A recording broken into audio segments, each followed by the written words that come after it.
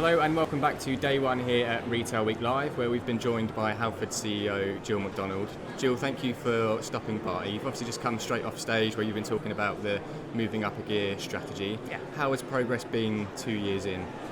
I joined in May 2015, so we're making very good progress. I won't kind of list a great long checklist of facts and figures, but overall, I'm pleased with the momentum that's building. I spoke in my presentation around service-related sales.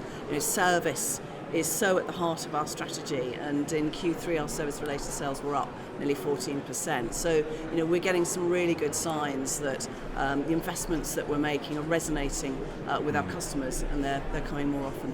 And you talked about the importance of data as well, and actually tracking sales to customers. How much of a difference has that made to the business? Yeah, it's a great question. So when I first joined, we could match 3% of sales to customers, which I thought was incredibly low for a retail business. So we've had a concerted effort on gathering more data from customers, and we now can match around 40% of sales to customers.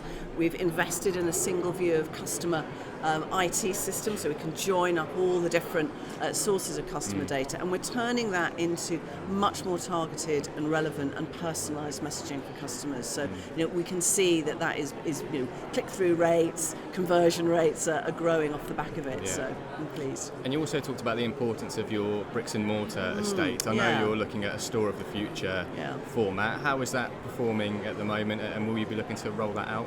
So I can't reveal the figures, but I'm smiling broadly. Our first new design concept opened in Derby at the end of November and has gone really well. So we're actually opening 3 more or 4 more in this month, actually. Okay. And then we'll kind of pause, do all the diligence in terms of customer research, and then get on and start rolling out across the estate. So initial feedback from customers has been absolutely brilliant. Yeah, and you mentioned the focus on service, and you talked about moving from e-commerce to service commerce. What more can we expect to see from you on that front? Yeah, so we will continue to both embed the services that we've got. So you need to keep training colleagues to ensure that you're up to date with the latest legislation. So we've just retrained all our colleagues on car seats because the legislation's just changed. So there's a bit of making sure that we're doing what we do brilliantly.